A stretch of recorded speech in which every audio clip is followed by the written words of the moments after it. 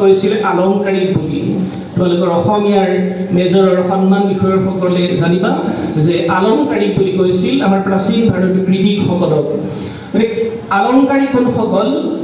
যিসকলে কাব্যৰ গুণ বা অলংকাৰ লক্ষণৰ বিষয়ে আলোচনা কৰিছিল, বক্তব্য দিছিল।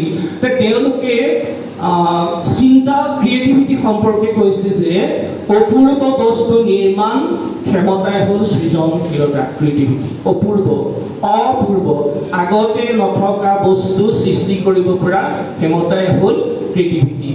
এই দুটা শব্দৰ তাৎপৰ্য খুব চমুকে গ'লো। তৃতীয়টো অনুবাদ কি? অনুবাদ শব্দটোৰ তাৎপৰ্য কি? অনু মানে পিছত, ই এটা উপসৰ্গ। ৱদ মানে সংস্কৃতৰ যিটো ধাতু, তাৰ লগত অনুৱদ আৰু ঘয় প্ৰত্যয় লগ লাগি হৈছে ৱাদ। ৱাদ মানে কোৱা, অনু মানে পিছত, কোৱাৰ পিছতে কোৱাটোৱে হ'ল অনুবাদ। এতিয়া তিনিটা শব্দ, মই যিখিনি কথা ক'ম সেই কথাকেইটাৰ তিনিটা শব্দ তোমালোকেও বাৰে বাৰে মনত আনিবা, ময়ো আনিবলৈ চাম।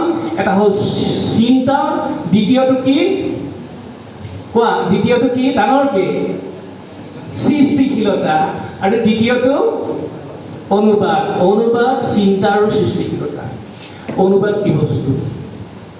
আমি কোৱাৰ পিছতে কোৱাটো বাদ দিলোঁ। অনুবাদ কি বস্তু? কোৱা হয় যে গোটেই ব্ৰহ্মাণ্ডৰ, বিশ্ব প্ৰপঞ্চৰ সকলো বস্তু পৰম শক্তিৰ অনুবাদ। আমি ঈশ্বৰেই বোলো বা আল্লাহে বোলো, গদেই বোলো, যিয়েই বোলো, কোৱাণ্টাম পদাৰ্থ বিজ্ঞানী, ইয়াত পদাৰ্থ বিজ্ঞানৰ ছাত্ৰ ছাত্ৰী আছা নেকি? কোৱাণ্টাম পদাৰ্থ, হয়, কলা বিভাগ। কোৱাণ্টাম পদাৰ্থ আৰু এখন উৎস কৰিব লাগিব।